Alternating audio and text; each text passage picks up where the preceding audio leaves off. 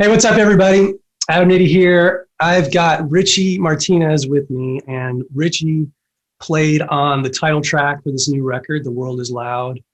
Um, man, I'm so excited that he's a part of this, and out of all the other players that are on this album, I probably don't know Richie as long as some of the others, but it's really cool how we got to know each other. I got hip to his band from a former bass student of mine, and he's now one of my all-time favorite musicians, and he does much more than just music. We're actually cut from the same cloth in a lot of ways, which we'll get into another time. But Richie, thanks for doing this, man, and so cool to have you on that track. As I said, it's the title track. Um, I would love, like, from your perspective, I'd love to hear kind of what your approach was to this, and just how you made this track happen. And as people are going to hear, it is a super energy filled, intense track, and I attribute most of that to you. But do you have any feedback related to that? Yeah. Well, firstly, dude, I'm glad I get to be here. For It's sure. always a blast hanging out. The world is loud, and it is. And it definitely is, and it has been for a while, and it's getting louder. And the track is so purposefully titled because it's full of energy. It's big, it's powerful, it's quick, it's in your face. I mean, it's it's fun. It's like literally having a whole cup of coffee. That's how it feels. As a matter of fact, I'm pretty sure I downed a coffee before that. Anytime I do a session, I have to, I brew my coffee, I do my thing, and then boom, and then we just go for it. And this song is so much fun to play. It's funny because the it's the tempo is it's an up tempo song, so filled with energy. And it's funny because I was listening to the drum grooves because you wrote some awesome parts that I got to play and kind of like make my own. And so I was like, oh, this is cool because it's really and it leaves you really wanting a lot, and then you get, dude, I could rant about it forever because Oh man. it's so tasty. And those bass parts, I mean, dude, we're in there. We're in that moment and we're there. So It's a fun one. I yeah, cannot wait to it do is. that one live. But yeah, man, what you brought to the table, I can't wait for everyone to hear. It looks like you're seated in your drum studio, I'm Yeah. assuming. Yeah. Is that actually where you track the tune? Yeah. Yeah. So this kit behind me is a brand new Mapex Saturn Evolution that it just released like 2 days ago. Cool. Um, but I've been using Mapex Saturn kits for a while. So actually, what I used on the track is a Mapex Saturn 4, I believe. It's one of my favorite kits. It's over here. And it's so purposeful because it's a maple walnut finish, or a maple walnut configuration rather. And so you get that traditional warmth from maple, and then the walnut adds a really nice balance across the entire frequency range. So mid, low, high, it's like really nicely balanced. So for tracks like this that are quick and up tempo, these shells are so purposeful. So yeah, the sound, that like tone behind like choosing these drums and all that for the track is just so fun to pair them together. Yeah, but this is my drum room. I just recently redid it, so I've got a kit here in front of me. I just got a Roland. I signed with Roland. Oh, congrats, man. Thank you. Like a month ago or 2 months ago, and I got my electric kit, and so now it's starting to become a thing. We were talking about the PC build. Got a new chair, dude. Yeah, you're like a It's got new a man. That's I'm like a new fantastic. man. I have a new Cool. baby. She's like 4 weeks old, Oh, congrats, man. and it's That's just a whole amazing. bunch of new things. And So cool. so, Man, I'm super fascinated by the whole nerdy side of what you all do, with remote recording, and in terms of getting your sounds and stuff like that. I know you mentioned at one point you had some new gear, and you had some maybe some new endorsements as well. You're in your drum recording room right now. Man, can you tell us kind of what you used on The World Is Loud, and if you're willing to share any like little secret tips that help you to get such a great sound? I mean, I have to tell you, I'm not just saying this.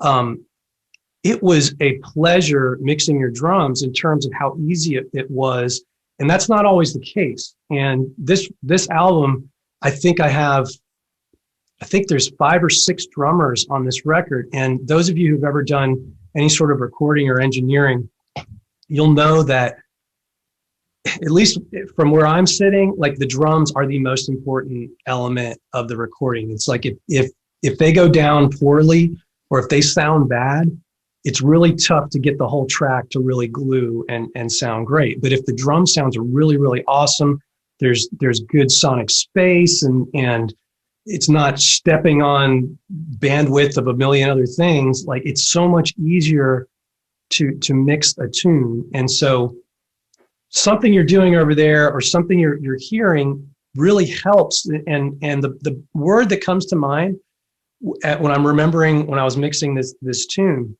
there's a lot of isolation between them. Of course, like recording a drum kit, there's going to be bleed, but the way you recorded your drums, there was like significant isolation, which really allowed smaller fader movements to make significant differences. But man, I just want to pick your brain. Like, talk to us about your recording process for the tune and how you did what you Yeah. did. So thank you. First of all, that's very kind. Yeah, man. I do take a lot of pride in spending time on drums. I feel like, so even like with Arch Echo, even or any session that I do, I'm very purposeful about tuning drums. You would think that'd be more obvious, but um, choosing your shells and then tuning your shells to the correct fundamental note and timbre is a game changer. Um, Not every drum will be happy in a certain frequency that is not welcoming, right? And so trying to force a drum outside of its comfort zone is, I think, the first step that drummers skip over. I mean, obviously, I can talk about the fact that the kit that I was using was a Saturn 4, and if it wasn't a Saturn 4, it was a Saturn 5. But they're both maple walnut configurations, right? So your maple gives you that traditional warm control, that warmth, a really nice dynamic low end. And then the walnut, the presence of walnut really allows for overall balance in the high, mid, and low range, frequency range, right? So it's a very controlled sound. This kit that I have right now is a birch walnut finish. So you have the same walnut characteristics, but because it's birch, it has a higher, a high frequency range definition, and it has a really good punch. So it's very bright and punchy with So, a good no, I mean to balance. interrupt you, but for the people who Yeah. don't know, when you talk about two woods together with your shells, are you referring to a laminate, that two pieces of wood laminated together? Like, can you explain to people like where the Right. different woods are? Because that's So fascinating stuff. the layers, so they're essentially layers. So different drum manufacturers or different builds will do like an inside layer of, like, if I took a shell and I were to show you the bearing edge, you'd see the different layers that are all then glued, stuck together. With the maple walnut stuff, I believe the outside layers are maple and the inside are walnut. It's either that or vice versa, one of the two. But also, the way that the veneer works on the shell is going to affect the characteristic of how the sound travels through the drum and all that stuff. Um, and so that's important. Choosing your shells is very important. And then tuning is huge. You can have a drum that's tuned extremely well, and that will work wonders for you. You don't even. I mean, I'm in my home in this drum room. I'm not in a crazy super expensive studio, and just controlling, first of all, making sure you're tuning things correctly, and then also performing correctly and appropriately to the room is going to allow for a great sound. Even more of a greater sound whenever you have the opportunity to go to your local studio or something. I mean, geez, the possibilities are endless. So, the gear, I've been using Mapex Saturn for a while, and I love those kits. Um, they're so consistent, and I love recording. So whenever I get to spend time creating a sound, it's really enjoyable. So That's yeah, awesome. I love those kits. They're great.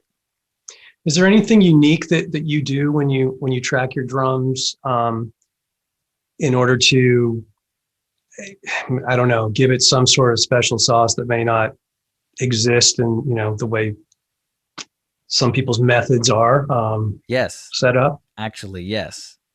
And all right, here's my secret sauce. Okay. Okay, I try not to suck. Man, we've been partaking of the same sauce. The same sauce, That's dude. insane. It's the Wow. same sauce. Um, Oh, yeah, man. No, but seriously, I do. I am very big, and we've talked about this, I think, in the past. But I'm really big on practicing and improving my tools, because if you have, man, do the right tools for the right job, right? This song is up tempo. Like if I were not comfortable with up tempo songs, oh my goodness, this would be a nightmare, you know? And so honestly, and I tell this to my students all the time as well. It's like there are certain things in your game, there are certain holes in your game that we got to find, and then we got to rebuild. We don't patch the holes, because some guys will patch holes in their game. You don't patch them. You rebuild to where it doesn't even exist. It's not patched. It just is part of the foundation. that's a Like you've got a solid great foundation. analogy. I love that. And I love spending time on things that I'm not good at. For example, double bass. I don't think I'm good at double bass. And so I force myself out of my comfort zone because okay, I'm finishing up a project right now that has some double bass parts in it that I wouldn't have been able to record a year ago. So when these opportunities come to you, you have to make sure you don't suck. And I love to tell my students that, because it's like, there's nothing more motivating. I mean, for me, there's nothing more motivating than having a little ember, a little fire lit under your bottom. Like, hey, you probably should get up and go do something. Yeah. Because complacency, and I say this all the time, but complacency is a cup filled with poison. Mhm. And sometimes we sip on it, and it really, really eats away and deteriorates our skill and our motivation and all that. And as great as it is to tell people like push forward and keep rocking, you're doing great, sometimes you gotta be like, hey man, are you sucking? And if Yeah. you are, let's work on it together. Cause then, oh man, then whenever you get to play something, your playing speaks for itself. And then you combine that with awesome gear, because we know gear is important. Um, but this drum set right now, here, take a listen.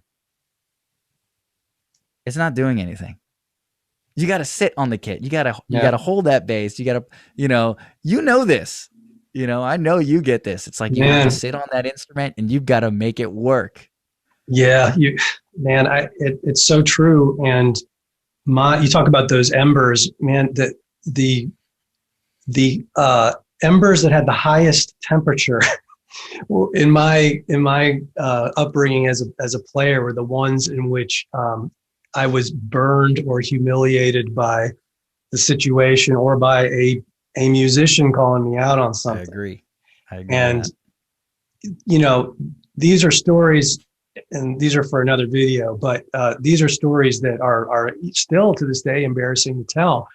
But as angry as I was, and as embarrassed as I was back then, not that it'll never happen again. I mean, it could happen again next week. You never For know. sure. But as painful as that was, those were the things. They were that motivation that, like you said, it's like, oh, I don't want to suck. I want to be good. What do I got to do to fix this? And man, I just remember going into practice rooms at school when everybody else was still at home, and just staying for hours and hours and hours, just trying to force like sight reading ability, which I was really weak on. And, I started school, I'm trying to get competent at that, or technique stuff, or whatever, just trying to muscle through those things. And, the motivation, it's call it positive or negative. I mean, it most strongly rose from those instances where I was like magnifying glasses on me and exposing my Mm, weaknesses. So yeah, something that I love to make a comparison to, and um, I've been doing this in my lessons more and more. But most of us would consider taking a sidekick to the liver a really bad experience. But when you take enough sidekicks to the liver, you're going to realize that you should probably work on your defense. Yes. And you wouldn't know that otherwise. It's the same thing with music. In martial arts, we learn, if you don't slip a punch, you're going to get caught. Well, but that's more real world. You see that. It happens over and over in sparring. Oh, why do I keep getting caught with the jab? Oh, I got to work on that. And you work on it and then you don't get caught with the jab. Well, in music, you got to do the same thing. Man, I keep hiccuping. Whenever I play 7/8 at 155 BPM, there's a hiccup that happens, like something in my muscle.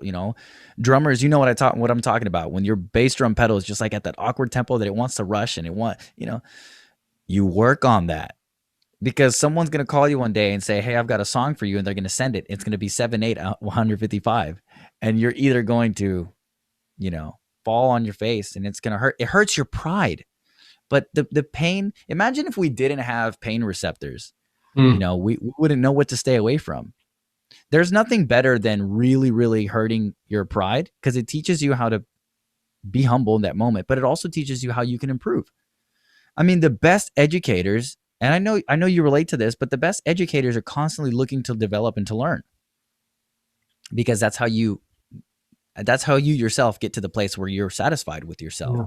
That's so great. And whether anything that I try to do, whether it's music or anything that I involve myself in, I think it's fun to embrace the things that I'm bad at and try not to have them be weaknesses in a year's time. You have one of the things that marks you as an exceptional musician. You've got a stronger than normal work ethic, and throughout my career, I've met a handful of folks like that. It's not the majority. There are a lot of excellent musicians and world-class musicians. Obviously, not everybody has the same work ethic, and some things come to people easier than others. Everybody's different.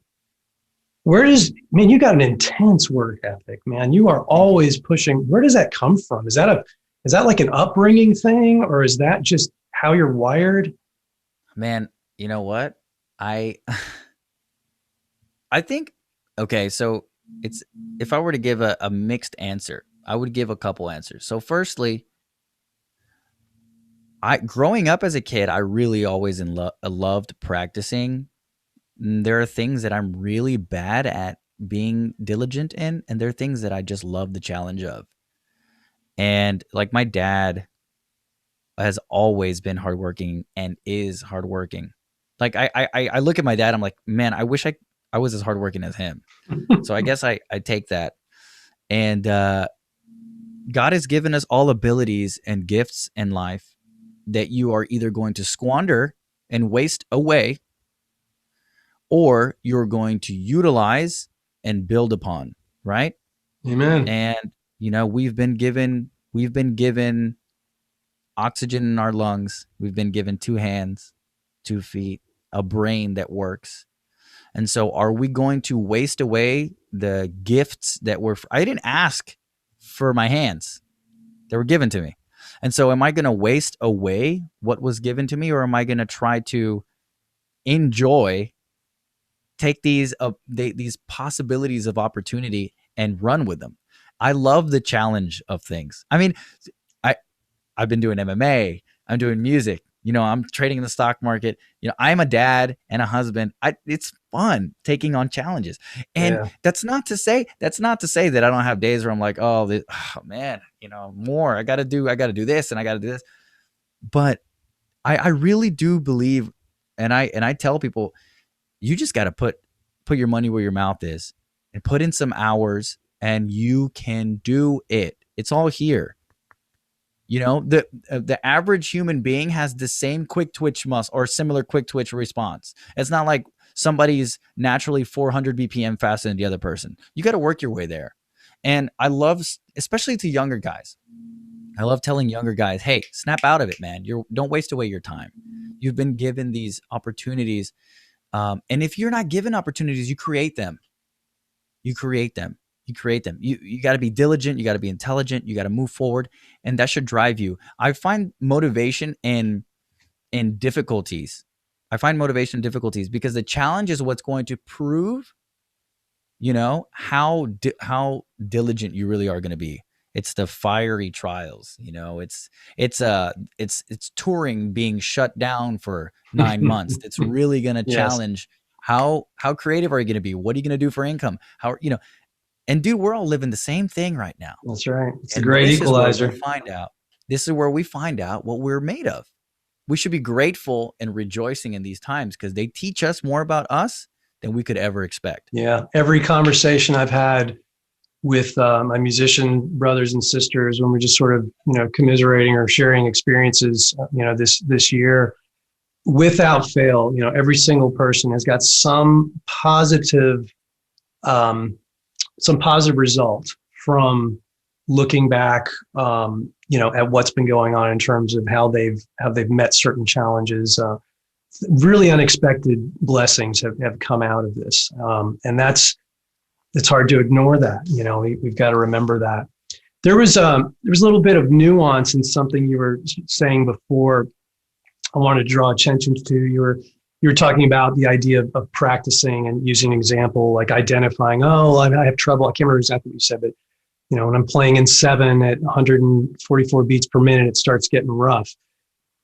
I think some of us out there, it's like just you knowing or having the presence of mind to have the specificity of knowing what it is that you struggle with, exactly where.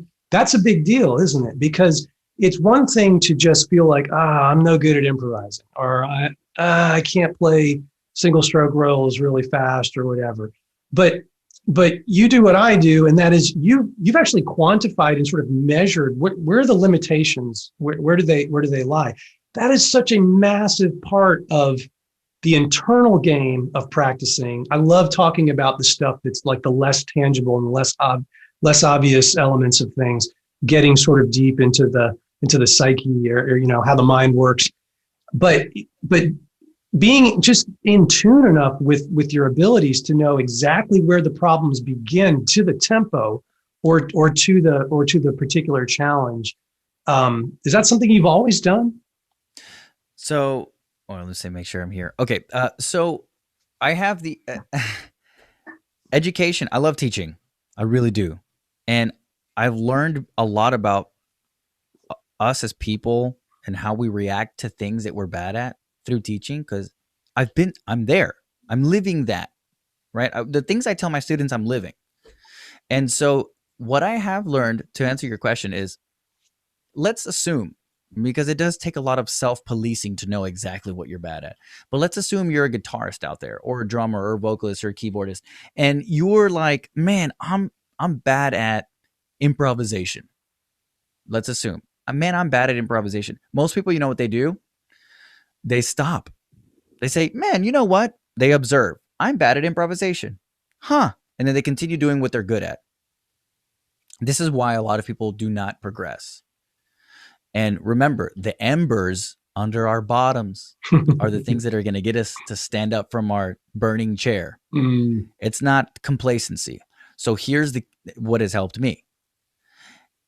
I asked the question, why? The question why denotes purpose. When you ask when a child asks why, they're learning or attempting to learn purpose. Why? That's why, philosophically speaking, why is such a powerful question to ask. How is a great question as well, but it's methodology. Why is the purpose behind the methodology. So if you say to yourself, man, I'm really bad at improvising, you're doing yourself a disservice by stopping at that observation. You should ask yourself the question, why am I bad at improvisation? That's great. And then you might play this, Socratic method with yourself where you say, well, why am I bad at improvisation? Well, you know what? I have noticed I haven't finished learning all my scales, or chordal progressions are very awkward for me once we start talking about blank. Okay. Well, that's what you're self-policing. If you can answer the question why, you don't need to yet answer the question how. You'll get there, right? But give yourself the understanding of purpose first. Why am I bad at improvisation? Well, I haven't memorized my scales. Go memorize your scales and then see how you apply your scales in a real world pattern. And it's the same thing with anything else. Rhythmically speaking, why is it that at 155 BPM at 7/8, my foot twitches? Well, it could quite literally be because you lack control in your foot. Well, then take it down by 10 BPM. Answer your own questions, because otherwise you'll always be curious in your observations, but never curious enough to make those observations become a purposeful approach to how you're going to improve. It's very easy to say, I'm bad at paradiddles. Okay. You'd be surprised how many drummers I give lessons to haven't memorized their 40 rudiments, or at least 30 of them. That's like a guitarist or a pianist not knowing their major scales. And that's the reality of the situation, is that musicians, and I know because I used to do this a lot, observe what they're bad at and then just say, huh, and continue doing what they were doing. Yeah, it sounds so simple, but it's really not. It requires, like, best way I could think of describing what you're saying. There's a level of processing that has to occur. For sure, 100%. That's awesome. I know you don't have unlimited time. I want to respect that. I don't want to let you go before connecting with you on the martial arts thing. Like, you and I have so much in common. It's funny. I learned from many of your social media posts how much we had in common from just observing and just kind of chuckling. But we're both heavily into martial arts. Both been doing it a long time. For me, I don't know about you, but like ever since I was a kid, I was always, fascinated with karate and just, watching movies and TVs and stuff like that. And,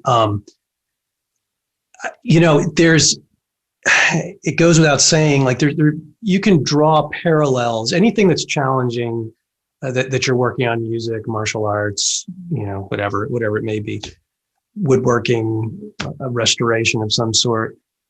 You can draw these parallels between these different things. And for me, there's been so much of like the martial arts mindset that I realized was connected to the musical mindset, but then vice versa as well. Like I can't tell you the number of times I've been teaching someone and I'll use like a martial arts concept or, to describe something or whatever. I mean, are you the same way? Do you? 100%. Yeah, it's 100%. As a matter of fact, my coach was telling me Wednesday, I was talking to him about how I love the fact that as a drummer, I'm already used to using my four limbs. So when I do Muay Thai or boxing, I'm using my four limbs. And I told him that I really enjoy the parallel. And he was like, and that's probably why you adapted and improved so quickly, because you see a connection. It's all patterns. When we throw 1, 2, 3, 4 knee or spinning, whatever it is, it's all combinations. And I will constantly tell my students, as a matter of fact, I believe that sports are a little more cutthroat. Objectively when you're bad at Muay Thai, when you're constantly getting kicked in the thigh and you're not checking that kick. Well, my defense isn't good. Well, you're going to have a really bruised leg. And drumming, musicians.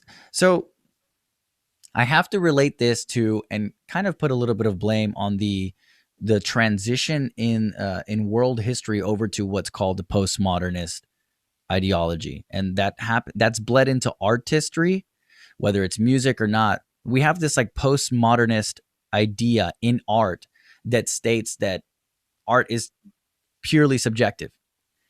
And sure, art is preferential, just like ice cream is, but I guarantee you, if I handed you an ice cream that was disgusting and old and freezer burn, you'd be like, this is not good. You may not prefer that it was vanilla over chocolate, but when something doesn't taste good. And in music, we've allowed sometimes I've seen that people have allowed themselves to fall too much in this subjective category, because in reality, if we look back and we ask the question why, we don't really believe that. We pay educators to teach us. And if we believed fully that music was completely subjective, we wouldn't care to improve because it wouldn't matter, right? And in the music world, we've kind of abandoned to an extent the idea of objective improvement in the world of sports. This is why I love connecting it, because it makes my students realize, oh, you know what? I'm not practicing my scales. Oh, you know what? I'm not developing my speed or my technique. I have carpal tunnel or my hands are destroyed. I wonder why. Well, subjectively in your world, you may be complacent. And remember, we said complacency is a cup of poison. And in the martial arts world, when you get kicked in the liver, you know you're getting kicked in the liver. There is no ifs, ands, or buts about it. So I tell my students, look, man, spend time developing. You don't have to be this like virtuoso, but if you have goals and you're not hitting your goals, you have to ask yourself the question, why? Why not? It's not just, It isn't. It can't be. So that's great, man. Great stuff. Man, the last thing you brought up, we could go deep into there. I hope hope you'd be willing to join me again for another interview in the we definitely not too distant future. I'd love to walk down that rabbit hole with you, because I've got a lot. Next time I'll have coffee, because I feel so left out that. Well,